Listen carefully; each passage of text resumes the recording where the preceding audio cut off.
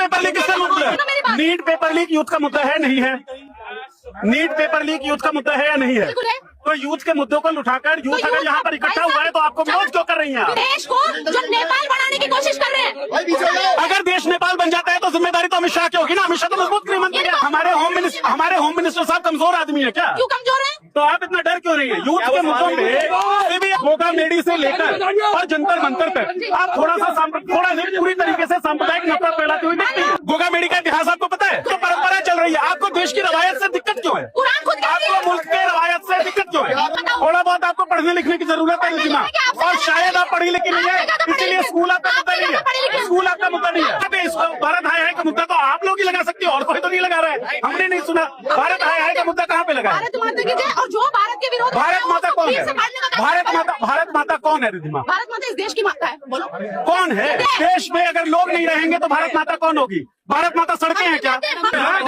अच्छा, और अगर लोग नहीं रहेंगे तो भी मिट्टी माता रहेगी क्या? कैसी बात करते हैं आप? भारत माता का मजाक आप बनाते हैं। आपको भारत माता का मतलब पता है? आप हमको शर्मिंदा करती हैं। क्या बात करती हैं? मैं रिपोर्टर ही हूँ। एग्जैक्टली। हाँ, तो नहीं पिच डाउन तब होगा जब बात ठीक होगी। ठीक है? 22 लाख बच्चे नीट की परीक्षा में बैठते हैं, पेपर लीक हो जाता है। 5 बच्चे सुसाइड करते हैं जो सिस्टमिक मर्डर है। 5 बच्चे हिंदू समाज से आते हैं जिसकी लड़ाई आप लड़ रही है रिधिमा। आपको इस सिस्टम से, इस सरकार से, जो सरकार चलाती है सिस्टम को, क्यों नहीं सवाल?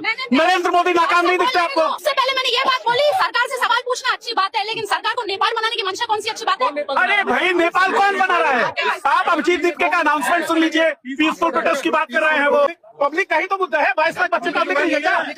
दिमाग हम है तो देश है तो हम है। देश हमसे अलग नहीं है, हम देश से अलग नहीं है। देश के विरोध में आप कैसे हो गए? देश के विरोध में तो आप हैं। 22 लाख बच्चों का भविष्य। उमर खालिद के खिलाफ अब तक ट्रायल शुरू हुआ है। आप कैसी बात करती हैं? आप बेसिक जानकारी पीसफुल प्रोटेस्ट की बात अभिजीत दीपके ने कही, तो वहाँ पे तो कहीं वायलेंस की बात नहीं है। वायलेंस की बात तो आप कर रही हैं। आरोप है। फिर से आप उमर खालिद उनके खिलाफ कोई ट्रायल नहीं शुरू हुआ है। उनकी बात होती है, आपको उमर खालिद दिया जाता है क्योंकि आपको कभी नहीं। 5 हिंदू बच्चे जिन्होंने सुसाइड कर लिया सिस्टम की नाकामी की वजह से, वो आपके लिए भारत माता नहीं है।